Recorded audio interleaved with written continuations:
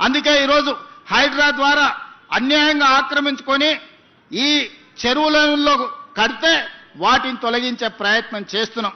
ఆ మధ్యకాలంలో మీరు చూసి ఉంటారు, అక్కినేని నాగార్జున గారు ఇన్కన్వెన్షన్ విషయంలో ప్రభుత్వం తొలగించింది.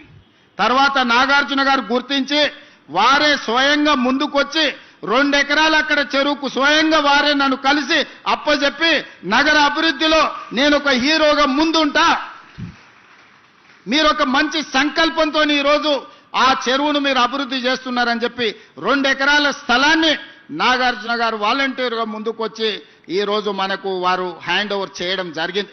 ఈరోజు బతుకమ్మ కుంట వి హనుమంతరావు గారు ఎప్పుడు అంబర్పేట చౌరస్తాలో బతుకమ్మ కుంట గురించి 40 ఏళ్ళు కొట్లాడి 40 ఏళ్ళ కేసును హైకోర్టులో కొట్లాడి ఇవాళ బతుకమ్మ కుంటను 6 ఎకరాలు బీఆర్ఎస్ నాయకులు ఆక్రమించుకుంటే ఆ కబ్జా నుంచి విడిపించి ఇవాళ బతుకమ్మ కుంటను తయారు చేస్తున్నాం.